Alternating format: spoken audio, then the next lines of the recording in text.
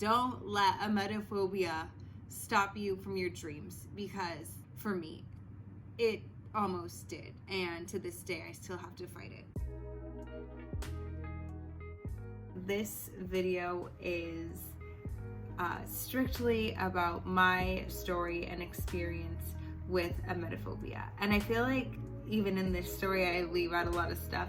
So let me know if you'd like a part 2 about just other aspects of my emetophobia. Enjoy. Oh, just talking about it's like getting my heart rate up. I will lead with saying that I am by no means cured of it. I actually don't believe in a cure. I believe that things can get better and you can overcome it. But as far as it goes, I'm not at my worst point with emetophobia, but I'm definitely not at my best. So this is my story, and this is where my emetophobia came from. So when I was 4 years old, started at 4, my grandfather, who I live with, I was raised by my grandparents. So my grandfather had taken a bad fall at work, and he had really injured his shoulder.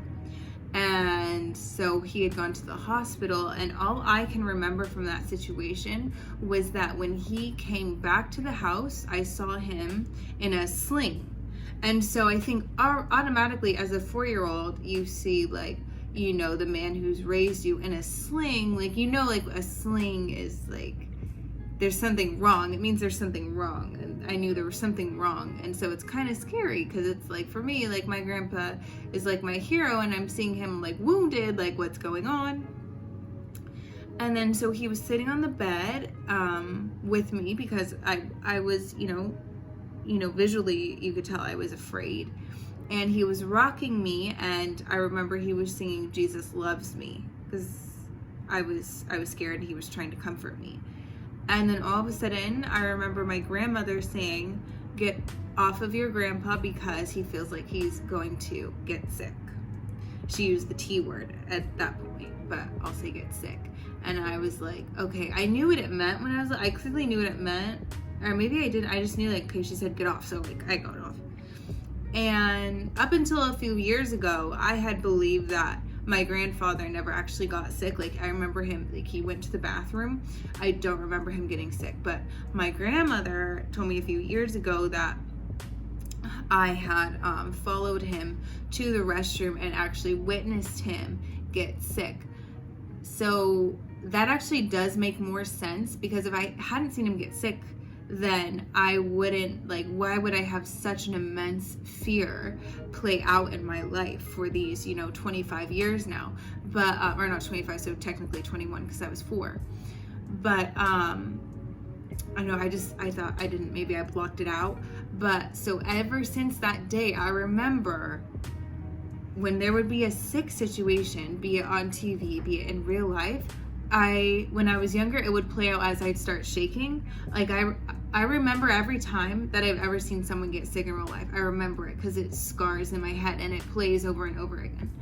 And there's one of the earliest times I was about 7. So my brother was 2, and we were at Legoland, and he was sick, and I witnessed it. And like, it's playing in my head now. Like, I never forget it. I remember, oh yeah. Anyway, when that happened, I remember going behind a bush, and I was just shaking. My whole body was just shaking. I was physically affected, mentally affected. I plugged my ears. This is my classic look right here. My friends are very familiar with this look, because in case it happened again, I didn't want to hear it. I didn't want to see it. I didn't want to smell it. And like, I understand, again, nobody likes the smell, nobody likes the sound, nobody likes the visual, but it is what's the word? I don't know. It's just the physical response, how my brain takes in that information when someone is getting sick is another level than how the average person would take it in. For years, I just would be trembling. Again, my brother was sick. I remember one morning before I was going to school, I was in like 5th grade, and I remember like I was so afraid to go to the bathroom. I just needed to brush my hair. I needed to to get myself together. And I remember going to school that day with like literally like one braid unbraided, one braid braided, and just looked like, I remember putting on an outfit that like I didn't care about. I didn't know what was buttoned, what was zipped up, what wasn't, because I was so scared to go into the bathroom in case he got sick again. And I remember my grandmother like yelling at me like, get ready, what are you doing?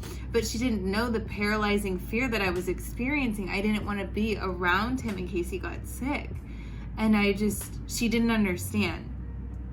And to this day, a lot of my family doesn't understand. And I think even watching this video, they won't take it seriously, which breaks my heart. But I'm hoping at least this can give like a little bit more insight into what exactly goes on, and that it's completely out of my control.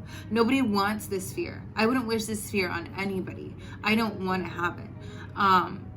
And so it was in high school when it was just like, I was like, why do I think about it all the time? Like every night, I swear to you, I've gotten a little better in the last couple of years, but every night, the thought that I would think before I go to sleep is, I hope tomorrow I don't get sick. I hope that I don't get sick.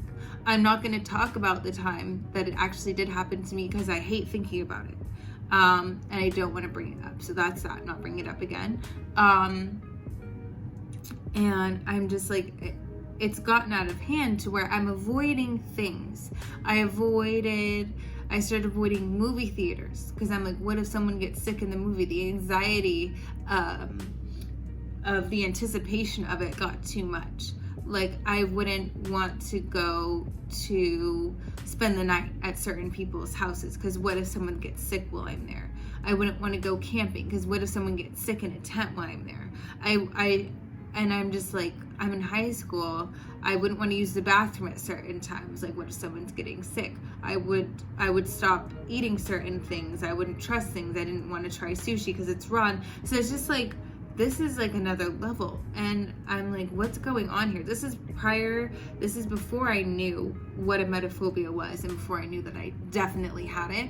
So finally, I just looked up like fear of getting sick on YouTube, and that's where I found video after video of people's emetophobia stories, and I like was crying watching them because I literally just thought I was a freak. Like, friends and family would get annoyed at me. They get mad at me. I would go to a friend's house. Like, I remember I was like 8 or 9. I went to a friend's house, and the cookies that her mother had made smelled like bad milk. And I knew bad milk is like, that can definitely make you sick. I was always very afraid of bad milk. And I told the mom, like, these smell like bad milk, and I didn't want to eat them. And she later told my grandma that I said her cookies smelled like bad milk. And it was like, I got in trouble, and I was like disrespectful. And, you know, where was I going with that? What did I just say? Why did I say that story?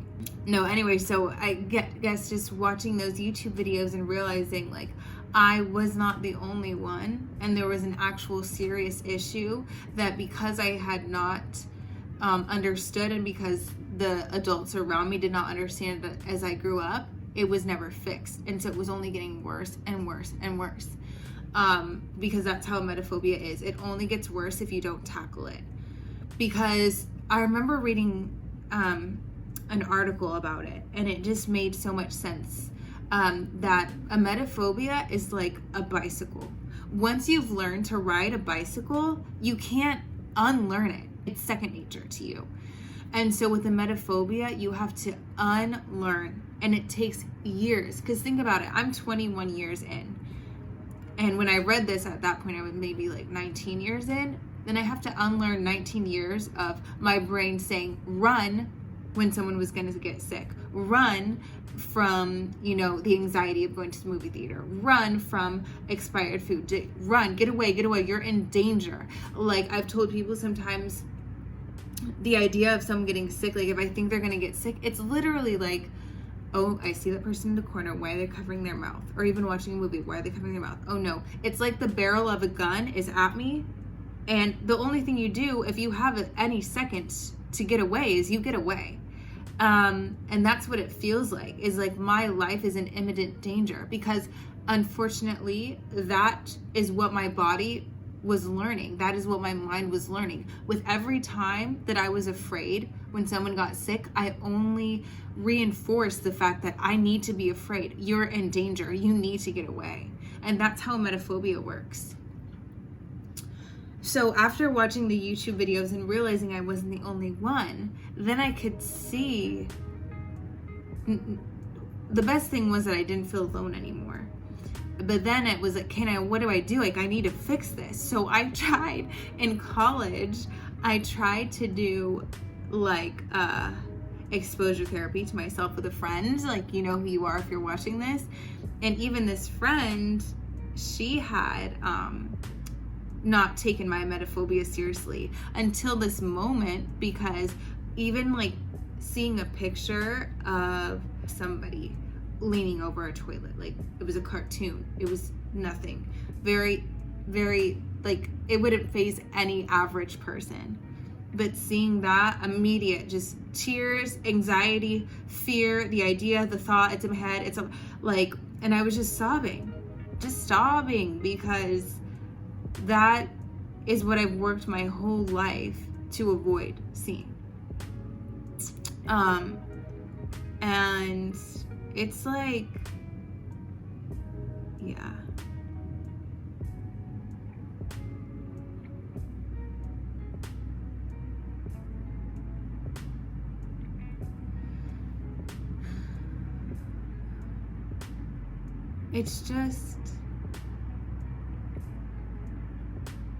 It's just a really discouraging fear to have, because I remember one of the worst things my emetophobia did was my little cousin was at the table and he was eating food and he started choking on the food that he was eating. But because I thought that he was actually gagging, I was gonna get sick, I ran away. And my aunt was so upset with me because she ran down. She's like, what? Luckily, thank God, like she had come in the nick of time, and she was like, what? Why did you run? Like, why didn't you help him? And I was like, because I thought that he was gonna get sick. And she was like, well, he wasn't getting sick, he was choking.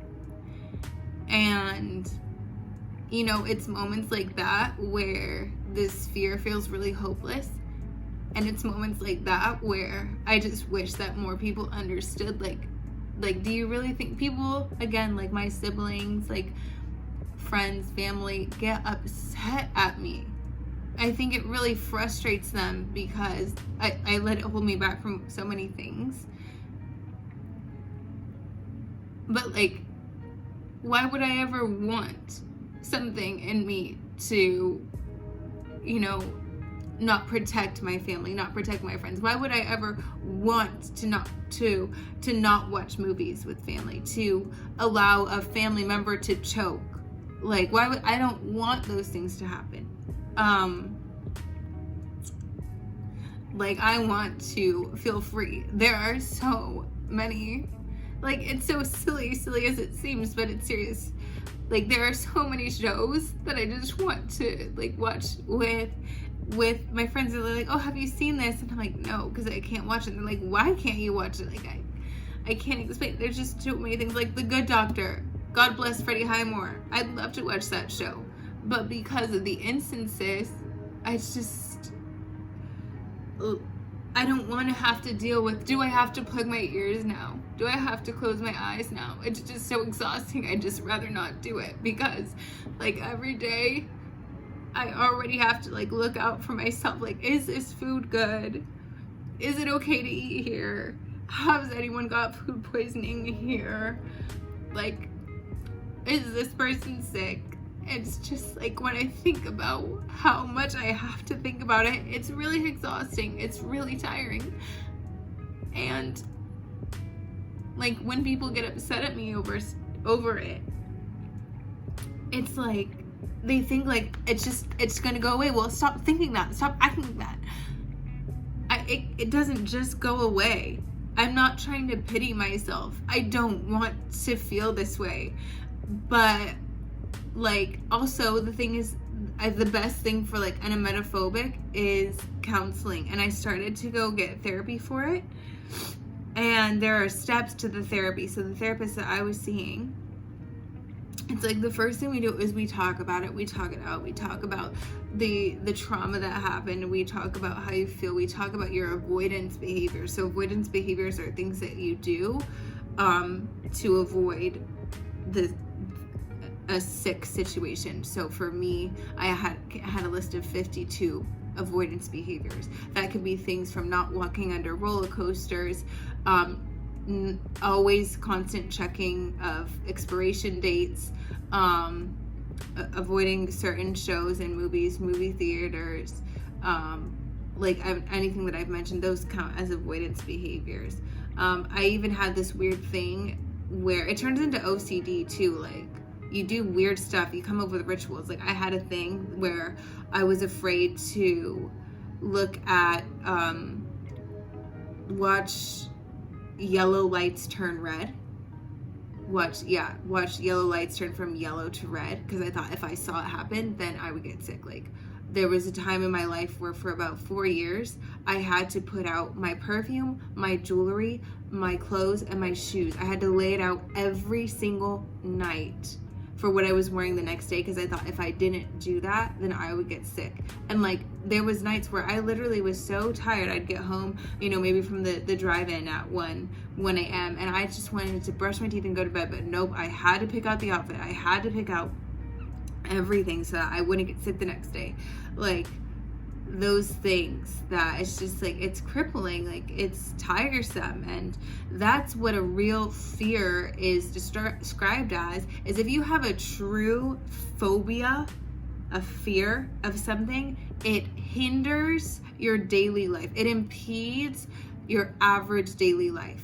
That's how you know when you have a real fear. Because I think it's so funny when like, oh my gosh, I'm so scared of this, I'm scared of that. Not to invalidate your fear, but like, don't tell me you have a phobia of like lizards and then we're gonna go to the zoo and you're gonna be like, oh, let's go see the monitor lizard, I'm so scared of them. Like, no. it's honestly like, I don't know, it's just annoying. And sorry if I seem like really rude or negative in this video. It's just that like this fear is very tiring and I'm really just putting everything out on the table, and so I'm sorry if like I offend anyone. But anyways, yeah. At this point, I really want to go back to therapy, because that's really the only thing that I believe for my case is going to help me. No amount of like reading books or just like trying little things every day is going to help. I need a professional's help. Dr. Roscoe, I'm coming back for you as soon as I get the funds. That's why I had to stop, because I didn't have the money to keep doing that therapy, because it's expensive. And yeah, so I hope that, I don't know, I hope that anyone watching this can learn, like especially like my friends and family, if you're watching this, to know that I absolutely care about you guys and love you guys so much. And I just like beg you to try to be more understanding with like little quirks that I have and little things that I have to do. I know that some people think it's funny that I like to use like gloves when I wash dishes. It's because just seeing food that that touches, like a ketchup touching rice or something, it's almost like, you know, when someone gets sick, it's like food that's together that shouldn't be. So even doing the dishes, it's not that like my family has like seen me as just a prissy girl, like a prissy diva queen who doesn't like to deal with stuff. No, it's literally because like I wish I could do dishes without thinking about getting like, you know, sick stuff. Like I would happily like love the day when I can just do dishes and it's not anxiety provoking.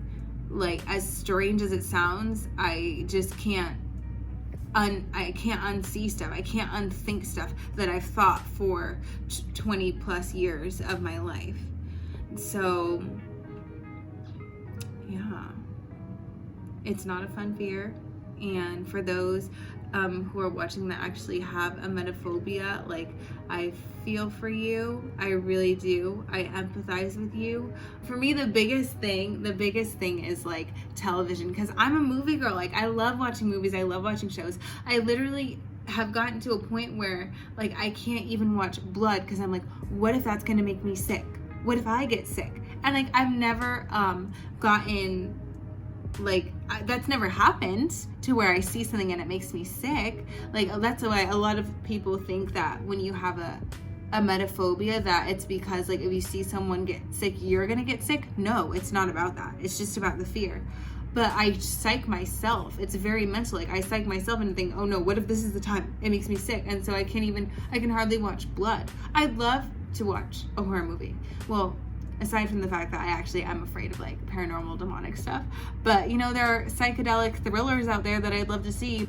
I've gotten so good, you guys, like it's scary good about anticipating when someone's gonna get sick, to the point where several times, like in a movie, usually these days I hardly ever go to a movie if I don't already know when it's gonna happen, but there's a couple of times where it will happen and I wasn't prepared.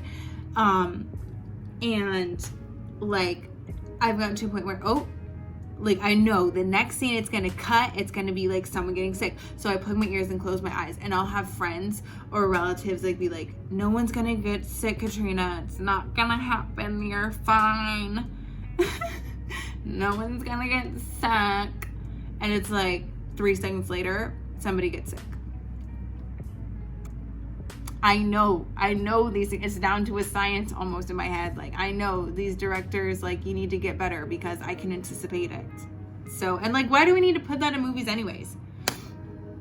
Also, I know I've been talking like negatively about a lot of people who don't understand me, but shout out to my amazing friends like Raina and Katie and Eileen, and there are so many other people like Mary, all these people who look out for me and literally will text me. I'll get a text, like a random text. Oh, cousin Maya, and like, Katrina, just letting you know, in this commercial someone gets sick, or in this movie someone gets sick at this point.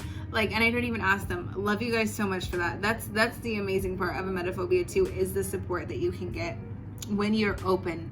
I do encourage emetophobics, anyone with emetophobia watching this, to be open to your family, because it does make life easier, as like annoying and frustrated as family members can get sometimes. For the most part, you're gonna get more good than bad.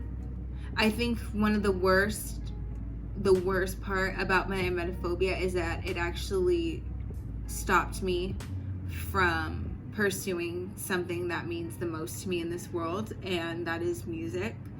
So emetophobia, for those of you who don't know, I'm a psychology major, and so like DSM, like that was, you know, my book for a minute. Emetophobia is a phobia, and phobias are classified as anxiety disorders. So if you have emetophobia, if you didn't know this, you do have, it is an anxiety disorder. Any phobia is an anxiety disorder. And unfortunately, when it comes to anxiety disorders,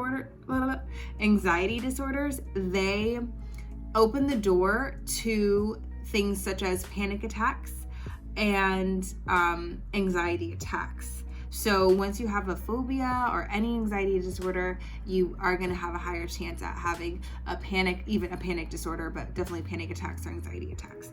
So I love music. I love singing. I love performing. In high school, that was me. I was a show choir girl. I was a theater girl. I was out there on the stage, like the stage curtains opening and seeing the audience that I get to entertain for an hour and a half or 2 was my favorite scene. Like, I love that. I love performing. And in college, the first panic attack was, I was in a chorale group called Women's Chorus. And we were singing a song, and there was all these girls out on the stage. I'm looking out on the audience, which prior to this point was my favorite thing to do. And all of a sudden, I start to feel like I was singing, and all of a sudden I felt like, oh my gosh, what if I get sick? And then it felt like my throat, like I was gonna gag if I kept singing, like I was gonna get sick. Everyone around me is singing, and I can't sing. Like, I've just stopped. Like, I'm trying to mouth the words as best as I can, but I'm like, if I sing, I'm going to get sick. So I was like And then just the idea of like getting sick, like I felt my knees starting to go a little weird. My head, like I started to feel super lightheaded, and I was trying to tell myself, there's all these girls out on stage with you singing, like you're fine, what's happening, like this has never happened. And it just felt like I could not breathe. I don't even remember how long it lasted. I feel like it was at least 2 minutes of me just like not singing. And then once the song was done, I started to feel like okay again. And I remember my grandparents saying like, what happened to you out there for a moment? It looked like you were going to pass out. And I was like, I don't know. Then I was so afraid of it happening again. I think that I like made it happen again. So the second time it happened, which was even worse, was I was the lead in the play, and right before, we had like 5 minutes before we were going to perform. All of a sudden I felt like TMI, but like, so I got the runs, and that's like a pretty common thing of a panic attack. You can get the runs. And then I just felt like I was gonna get sick. I felt like I wasn't going to be able to go on stage. I felt like I couldn't breathe. I remember walking outside and doing the like the superhero stance, where you stand like a superhero, because I had heard that helps to like mentally make you feel strong and ready. And I was just out there outside breathing like because it just felt like I was going to get sick. Like if I wouldn't be able to get on the stage. And like literally up until seconds before getting on the stage, I was thinking, I'm gonna have to run off. I'm gonna feel sick and I'm gonna have to run off.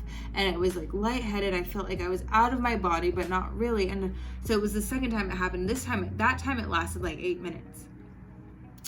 And then the third time, which was the absolute worst time, was I was gonna be singing at a funeral, and as I did so often. And all of a sudden I'm sitting in the chair before I was gonna sing. And I felt that knee sensation where it feels like my knees are gonna give out. Even though I was sitting down, it just felt like my legs were like wobbly. I felt myself kind of not being able to breathe, the choking sensation, feeling like I'm gonna get sick. And then there's this weird thing where you feel like you're no longer present. Like you're no longer present in your body. I hate to say like out of body, because you know you're not, but it's just like where the world, it's like wobbly in your head. And even though everything's still like in your head, it just feels like, what's going on? The world is gonna end. It's like this end of the world feeling for you. And I remember getting up, I had to walk outside. Because I was like, I'm actually feeling like I'm really gonna get sick. And I was like, breathing. I was praying like, please God help me, please God help me, please God. It's like, there's no way I'm gonna be able to sing. I can't do it. I'm gonna get sick. And like literally I was out there for like 9 minutes when my grandmother came out and was like, Katrina, you need to come sing. And I swear to you, up like walking, that was the longest walk I've ever taken, walking up the aisle of that church feeling like, how am I gonna do this? I can't do this. Going to the mic, facing everyone. And then like once the music started and I opened my mouth to sing, it went away. And so at that point, I'm just like, what's happening? And I found out that I was having panic attacks before I would go on stage. And I stopped singing for a long time. I stopped women's chorus. I stopped performing. I stopped saying yes to singing at weddings, to singing at funerals, because I'm like, if that happens again, that sensation of feeling like I'm gonna get sick, which is a part of a panic attack symptom, I can't experience that anymore. So it took me off of singing for like a couple years. And then I remember hearing this story about Barbara Streisand and how her fears and anxiety took over her, and she couldn't sing anymore. She couldn't perform. And it's crazy because it's Barbara Streisand. Like, she has one of the most beautiful classical voices of all time, and her anxiety took her off. And one day she decided that she wasn't going to let it do that anymore, that she was going to win. And she got back on stage after, like, I low-key want to say it was like 12 years. Like, it was a long time. But anyways, that really inspired me. And then there was Adele, who was getting, like, literally getting sick before performances. And then I read the story of Dorothy Dandridge, who was one of the first Black female actresses. She had panic attacks, but she would not let it overcome her. She would continue to act through it even though she was terrified. And just like story after story of these amazing women artists who anxiety stopped them from being the best that they could be, and navigating their place, their scene, which was the stage, and singing and performing. And I was like, yeah, I can't let it do this. So I fought through it. I've sang again, I performed again, and I haven't had a panic attack since then, and I'm not afraid of it anymore. So that's been great. So when it comes to emetophobia, for those of you who have it, I hope that you feel a little less alone after this. I hope you've gained some insight, maybe some pointers, and for family, friends, and anyone else who's watched this that didn't know much about my story, I hope you can just have some sympathy for me when I'm being weird, and know that I don't want to be this. I don't want to feel this way. I don't want to be so afraid, and that I am working on it. I'm working on getting those finances together to get back to Dr. Roscoe and get my emetophobia exposure therapy professionally and feel better. So thank you, and I hope you're having a great time and life and vibe wherever you are. Oh, so forgot to mention one last little bit. For those of you with emetophobia, there's an amazing site on Tumblr called Emetophobia Help, and they update it every day, and it's basically a community of people with emetophobia. I'm pretty sure everyone in the community has emetophobia, and they say like what movies and shows that have come out, or even old ones. They give timestamps for where someone will get sick, or they'll like describe the scene before it happens, and it's very safe. They only use like asterisk T or asterisk V or asterisk S, so there's no actual like wording of like, the scary word. And I'll put that in the description box, the link to that, because that's been my lifesaver. I love that so much. Like, I'm on it for fun, just to see like, oh, I wonder like what movies are out right now that I could go see that are safe. So they'll tell you movies that are safe, and then they'll tell you which ones are not safe, and what to look out for, where the timestamps are, where someone does get sick in movies and shows. So it's the best.